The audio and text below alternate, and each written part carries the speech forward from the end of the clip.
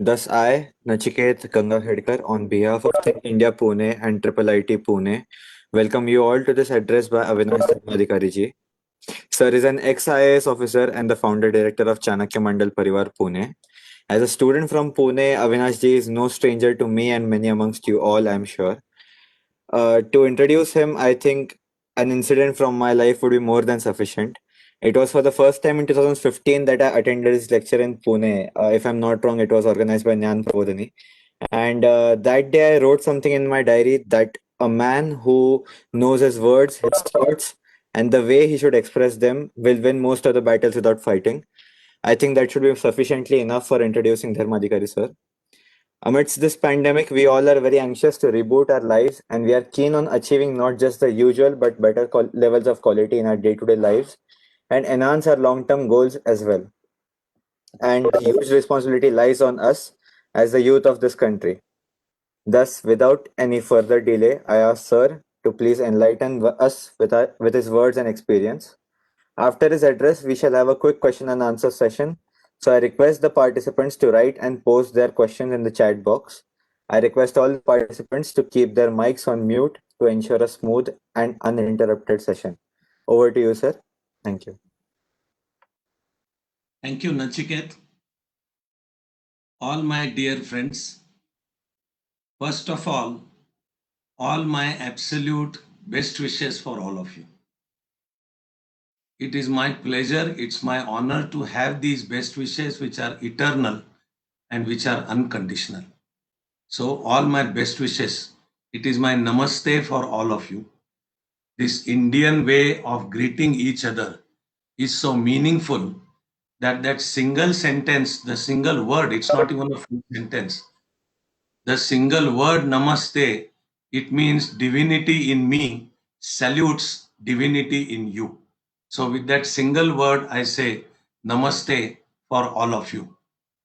I was very happy to hear about the concept of Think India.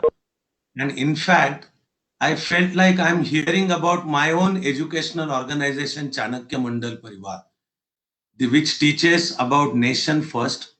It is based on Swami Vivekananda's Adhyatma and nationalism philosophy.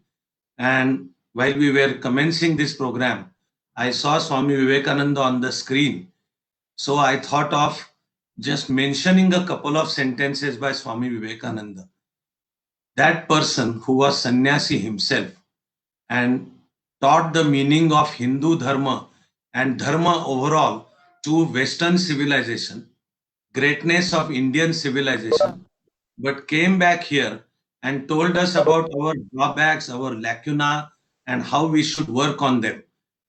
Swamiji said, religion is not for empty bellies. So religion, dharma is important, but filling up the bellies. Swamiji said, Daridri Narayan, he used the word Daridri Narayan, that is common man is God. And he said, when this God is present all around you, why do you need any other God in any other form? For us, for guiding, couple of sentences by Swamiji. In fact, if I had only 3 to 5 minutes to talk to you, all I would have done is mention these sentences. For example, Swamiji said, in your life, do what you enjoy. That's the first half of what he says. In your life, do what you enjoy. That enjoyment refers to creative enjoyment. So he says, in your life, do what you enjoy. The moment you hear this part of the sentence, I'm sure everyone is going to think, is it really possible for everyone all the time to do what you enjoy? And there are times when life comes on to us and we have to pick up the challenge and face life. So didn't Swamiji know this? Swamiji did know this. So he said, next part of the sentence, see how beautiful this part is. He says, in your life, do what you enjoy. And then he goes on to say, in your life, do what you enjoy. But if you can't, see how beautiful it is. But if you can't, then learn to enjoy what you do. So, whatever we do, if we can learn to enjoy, that is duty consciousness. Swamiji also said that what we want are muscles of iron and nerves of steel. He said, muscles of iron and nerves of steel. He said, even for the reasons of bhakti, this is not the time to shed tears. We need to be strong. And he taught us worshipping strength. In worshipping strength, Swamiji went to the extent of saying that you will earn your salvation more through football than through Gita. The sentence amazes me. Swamiji has explained all Karma Yoga, Jnana Yoga, Bhakti Yoga, and Raja Yoga. And that Swami, who is sannyasin himself, he says, you will earn your salvation more through football than through Gita. That means go to the field, develop strong physique, and that strong physique will lead to developing muscles of iron and nerves of steel. And then you will begin to understand Bhagavad Gita better. Swamiji also has told us about the solution to live a happy, that enjoy how to the life filled with happiness. That I just heard the echo of the very think of the title, Think India. Swamiji said, take one idea and let that idea be your life. Think that idea, eat that idea, sleep that idea, dream that idea, and then become that idea.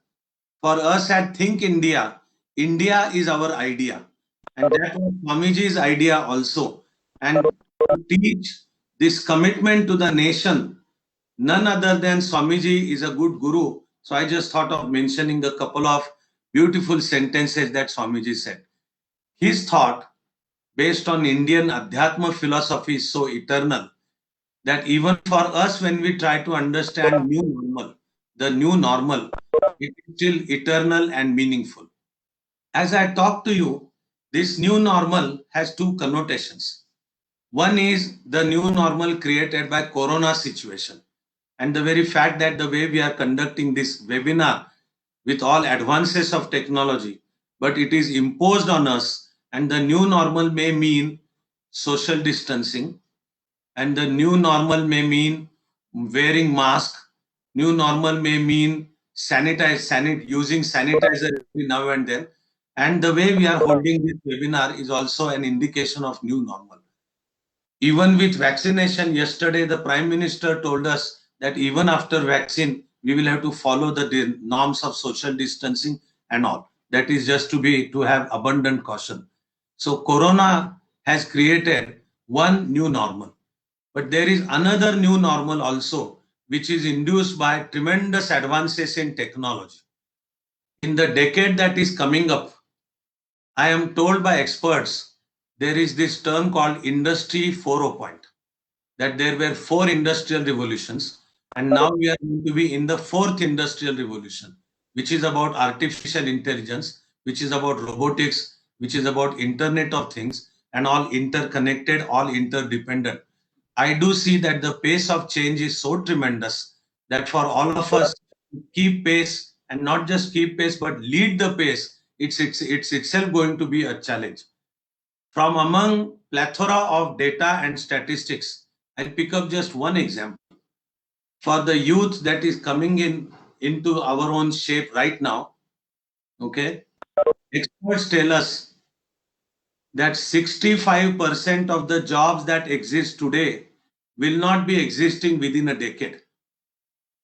And the converse also is true, that the younger generation will be required to do the kind of jobs, 65% of the new jobs that are going to be created, they don't exist today, they are going to be created in the decade to come. So how do we adjust to that? I thought of talking 9 very specific points with you. I thought these 9 points, irrespective of who you are and what is your career, etc., these 9 points are important for us. First 3 points I'm going to talk to you are essentially ideological points, ideas. They are ideational points. And then there is a 5-point program of how to translate these first 3 ideas into reality. And then those 5 points take us to the 9th and the last point. So I'm going to share these 9 points. The first and the most important one is knowledge of the self. Future is going to be defined by our knowledge of the self. अपने आप को पहचानो, अपने अंदर झांक के देखो, look into yourself, and the path of your life should be based on your knowledge of the self. Abraham Maslow, who has written about hierarchical needs, theory of hierarchical needs, and then he clarified that the needs are not necessarily hierarchical, but what he places at the highest level is self actualization.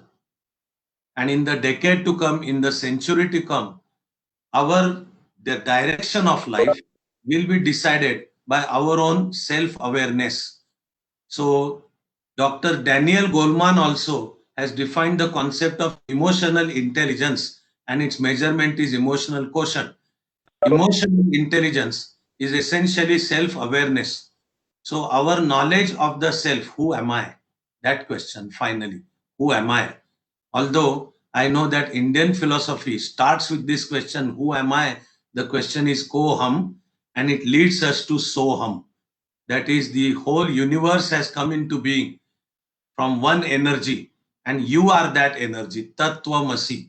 But this journey from Koham to Soham will be our journey into self awareness. So, the first principle that defines our future is our knowledge of the self. Then, second principle will be choice of our path of our life, be it career or the kind of life we live, that will be based on our first knowledge of the self, not by comparing ourselves with others, not by some stereotype concepts about which field has more money and name and fame, etc., or what others are saying. You look into yourself, find out what you are good at, find out. Dhyas is the word. There is no exact. The passion. Find out your passion, and your path of life should be based on the first principle. Choose the path based on your knowledge of the self. Then comes the third point. That third point is achieving excellence and creativity in one's own chosen walk of life. Whichever is your path, these two words should become our watchwords. Ask yourself, am I excellent? Am I creative in my own chosen walk of life? So, achieving excellence and creativity in one's own chosen walk of life. These are three initial points which will define the path of our life in the new normal.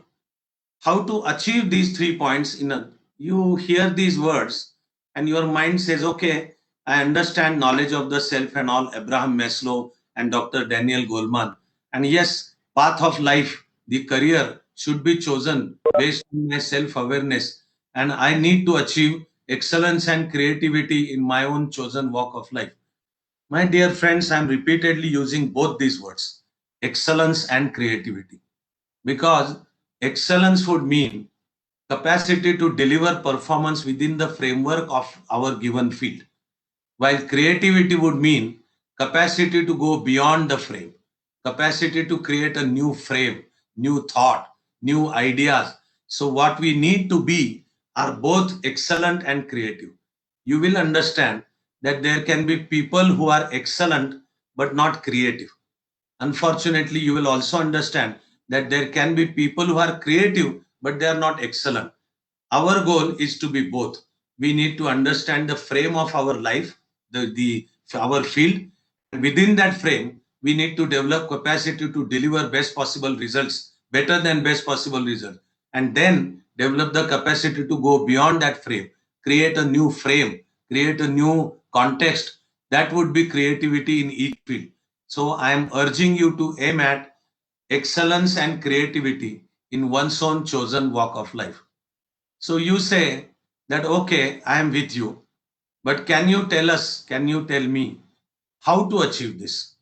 So I'm suggesting you 5 action points which are common for whoever you are, whatever is your career. These 5 action points will take you to understanding of the self, then choosing the path, and then achieving excellence and creativity in one's own chosen path of life. I call this three sutri. I call this three sutri of developing our life. All these 3 points to be achieved. The first action point, I'm going to tell you 5 action points. The first and the most important action point, my dear friends, is yoga. Yoga. We belong to that culture We are part of that civilization that has the greatest gift to human civilization. India's contribution to world civilization is yoga. We should be practicing that yoga in our regular life. 30 minutes of yoga are going to do this wonder. Surya Namaskaras, asanas. There are three initial types of pranayama which anyone can do, and finally the art of meditation. It is the name of the game is in doing it in one's own life. So yoga is the first action point for us to take to self-realization and achieving excellence and creativity. The second principle is Swadhyaya. I call it, the name I have given is Swadhyaya. Swadhyaya means learning how to learn. That you are confronted with any subject, you should know how to study that subject on your own, not by joining regular coaching classes, etc., but how to learn it on your own. You may use internet and you may access Wikipedia, and now there are so many apps, etc. Technology is a great help, but Swadhyaya would mean any subject that comes your way, how within limited time establish your grip over that subject. Swadhyaya is the key for the future. The times are changing at such a fast pace that in order to not only keep pace with that pace, but to lead the change, we will have to learn this art of Swadhyaya, how to read faster and better, how to write, how to listen. Listening also is a skill. Problem solving, decision making are the skills. Leadership is the skill.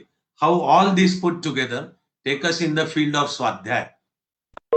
We can give you an example. I'm sure you all of you have heard of the Moore's law or Moore's principle, that the computational capacity of computer doubles every 18 months and the price halves. And this has been happening since those mainframe computers of 1945. And the Moore's law has not yet come to an end. The pace at which like software technology is changing, newer software technology is coming up, etc. For us to keep pace with it, we are not going to have coaching classes every time. We will have to learn how to learn. And once we know how to learn, then any new thing that comes our way, we can learn it very quickly and then lead the change. I have worked in the field of civil services. I like to give, I'm going to have to be very, very brief and very fast, very quick over here. You give the competitive exam, and let's say you clear and become an IAS officer. After 2 years of probation, your first posting will be as assistant collector of a subdivision. Okay, as assistant collector of a subdivision, you will be heading 2 or 3 blocks. You will have only one department under you, that is revenue department. You will have about 150 people working under you. You will be supervising on about 5 basic laws. And lastly, and most importantly, you will be handling a turnover of 10 to 15 crore rupees. This is across the board an average. Then you work there for 2 years. And after 2 years, you are posted as Chief Executive Officer of Jilla Parishad. Within 7 days, you are required to join and start working.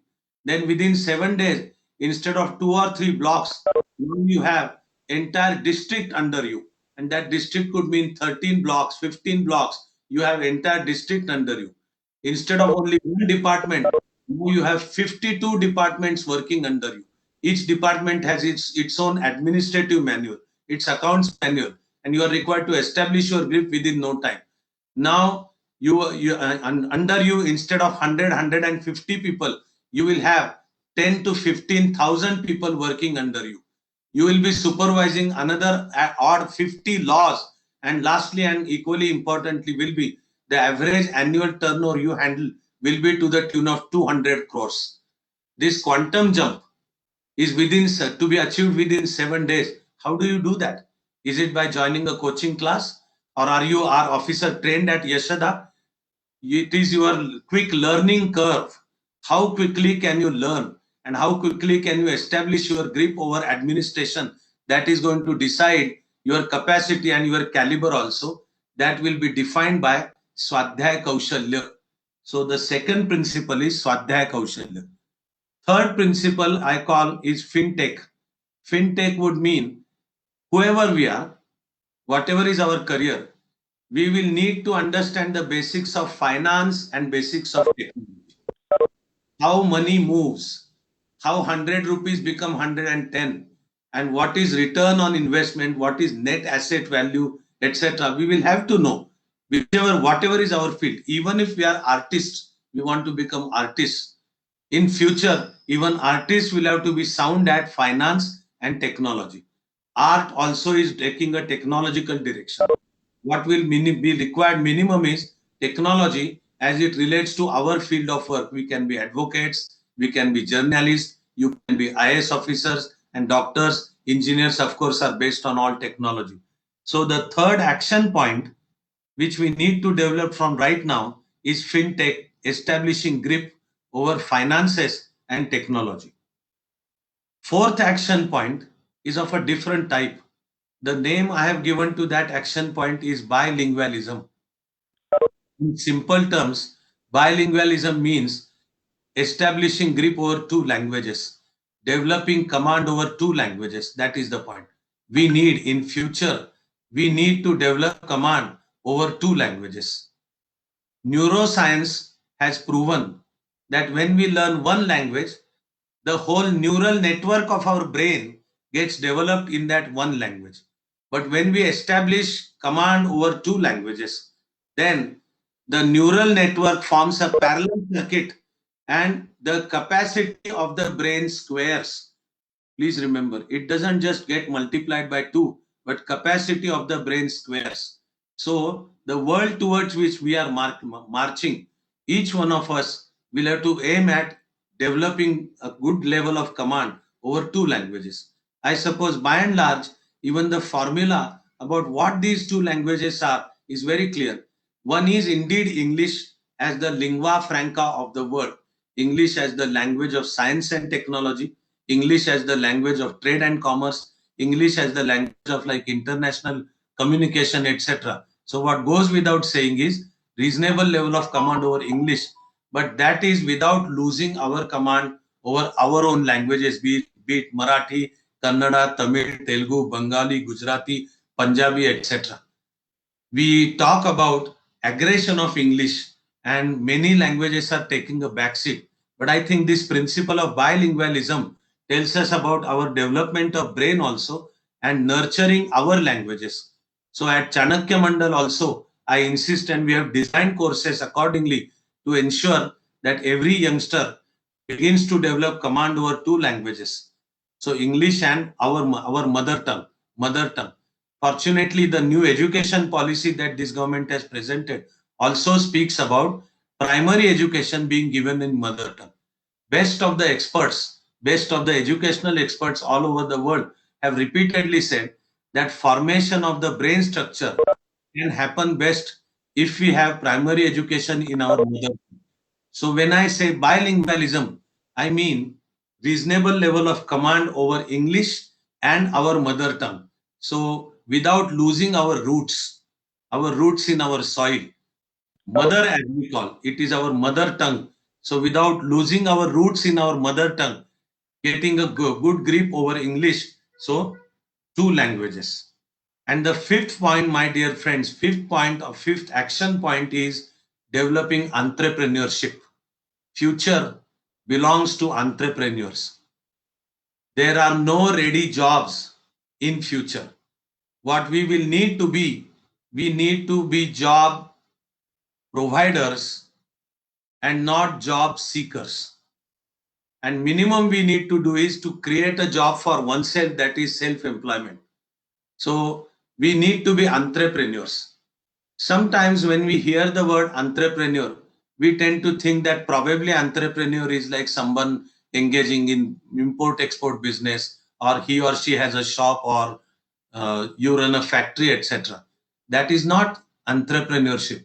Those are some of the expressions of entrepreneurship. Entrepreneurship basically means 2 points. An entrepreneur creates value. Entrepreneur does value addition in whichever field of work he or she works, and entrepreneur creates job opportunities. All of us will have to be entrepreneurs in the future, in coming future, entrepreneurs in our field, including my own field like administration. Henceforth, for IAS officers, it will not be okay to be just collectors, but they will have to be entrepreneur IAS officers. And we will have to be entrepreneur advocates and entrepreneur journalists and entrepreneur engineers. And when we remember that entrepreneurship would mean, ask ourselves, am I creating value? Am I adding value to my own field? And am I also creating job opportunities, starting with minimum job opportunity for myself, that is being self-employed? So these 5 action points I just told you will to take us to achieving the three sutri. The initial three sutri is knowledge of the self, choice of our career or path of life based on knowledge of the self, and then hard work to achieve excellence and creativity. How to do that? I just told you 5 points: yoga, swadhyay, finance and technology together, bilingualism, and entrepreneurship. That brings me to the last point I want to share with you.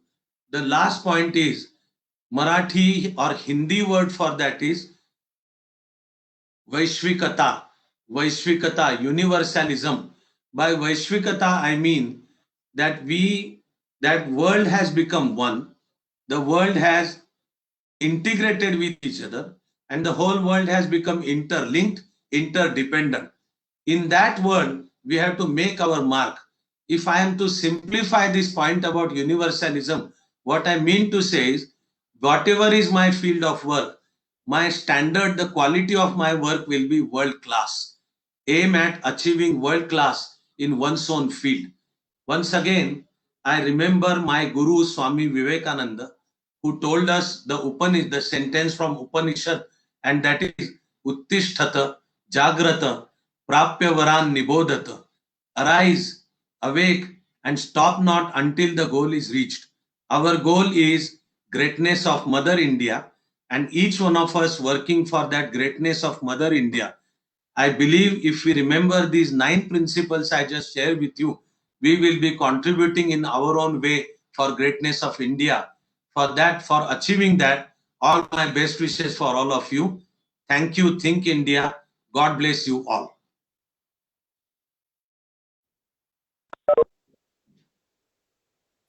Thank you, sir. It was great listening to you. I request all the participants to ask any questions and post them in the chat box if they have any. Sir, one question is how to stay motivated throughout the self-learning or the Swadhyaya process. Yeah. We are all human beings, so there are ups and downs in motivation. So, how to stay motivated would be by reminding ourselves of our goal. My goal is achieving excellence and creativity, and another way of defining it is world class in my own field. So, if I become demotivated, unmotivated, remind yourself of the goal, and then ask yourself whether your motivational level is going to lead you to that goal. So, the crux of the matter is remind yourself of the goal, and you will start feeling motivated.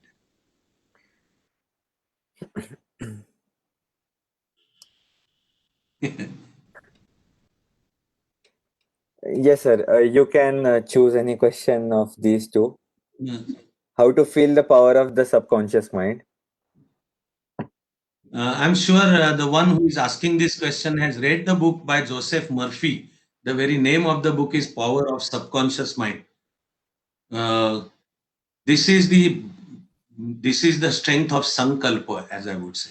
Sankalpa, that we resolve something about life, and that goes deep into our subconscious. So when we, as Swami Vivekananda also stated, and I made it a point to mention it at the start, when we think one idea, eat one idea, dream one idea, sleep one idea, that idea goes to your subconscious, and that sankalpa becomes your strength. And from that power of the subconscious mind, the tree begins to grow. Subconscious mind is like a seed sown in the soil. The seed may not be visible, but when you start seeing the growth. So I do urge you to read the book by Joseph Murphy, Power of Subconscious Mind. But when I refer to yoga, really, someone had said what is the dopamine for motivation? Good way of putting it. So I had smiled at it.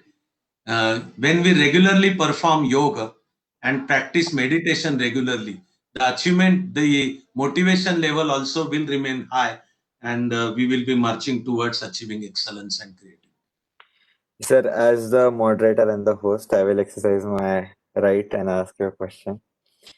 Sir, in this process, most of the people are convinced about motivation, about achieving their goals, but what they truly lack is the values, the basis required for further action. Like people in our, like people from my generation, I will speak for myself that they have detached from their values, they have detached from religion as such. The point is not to be religious, but to take what is helpful. So, in such an era where people are detaching from values, how can we still be able to keep on the path? Because then most of the people from my age tend to descend into depression and all of that. Because they are not standing on a strong foundation, is what I noticed. So, what would you say about that? There is, unfortunately, like you said, towards the end of your exercising your right as moderator. Unfortunately, there is a pandemic almost of depression. But there too, I am convinced that regular practice of yoga, no matter what, practice yoga 30 minutes a day, and your brain will begin to find one's own balance. I am absolutely convinced of the scientific efficacy of yoga. And if I'm to tell only one thing, then I would urge everyone to practice yoga in one's own life. As to values, Nachiket, I think every generation develops some youngsters who are committed to values like nation and nation first, etc. Since I am in contact with younger generation, I'm very optimistic that younger generation also imbibes these values. It is for the earlier generation to set those values and lead by example, not just in speeches and all, but lead by example, and then the younger generation will pick it up. But I am optimistic that even younger generation is indeed producing. Think of the very Think India project and how all you people have come together. You are the source of my optimism. Yes. Thank you, sir. So, I think that will be all from my side.